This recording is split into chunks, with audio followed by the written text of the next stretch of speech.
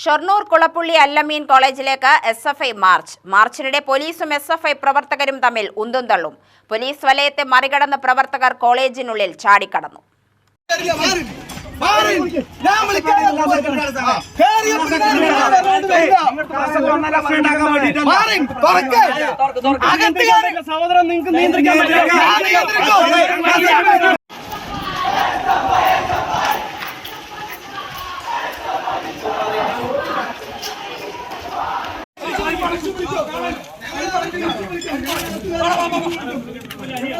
D-zone കലോത്സവത്തിനിടെയുണ്ടായ സംഘർഷത്തിൽ SFI നേതാക്കൾക്ക് പരിക്കേറ്റ സംഭവത്തിൽ പ്രതിഷേധിച്ച് കഴിഞ്ഞ ദിവസം കാലിക്കറ്റ് സർവകലാശാലയ്ക്ക് കീഴിലെ കോളേജുകളിൽ എസ്എഫ്ഐ പഠിപ്പുമുടക്ക് സമരം പ്രഖ്യാപിച്ചിരുന്നു.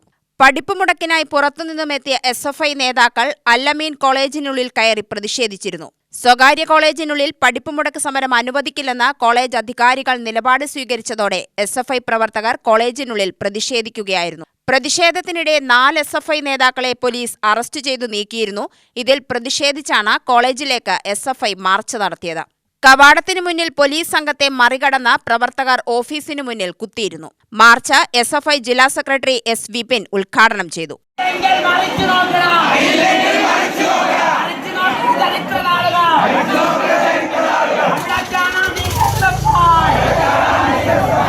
എസ്എഫ്ഐയുടെ ജില്ലാ കമ്മിറ്റി അംഗങ്ങളായിട്ടുള്ള 2 സഖാക്കളാണ് വന്നത്. അവരോട് പരമപുച്ഛെന്ന് മാത്രമല്ല, ഇവിടത്തെ പോലീസ് സംവിധാനത്തെ ഉപയോഗപ്പെടുത്തി അറസ്റ്റ് ചെയ്ത് നീക്കുക.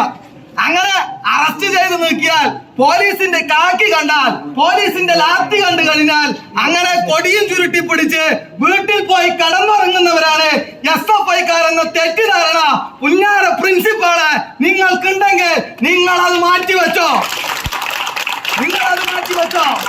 എന്തുകൊണ്ടാ? ഞങ്ങൾ ഇന്നലെ വന്നത് 2 പേരായിട്ടാണ്.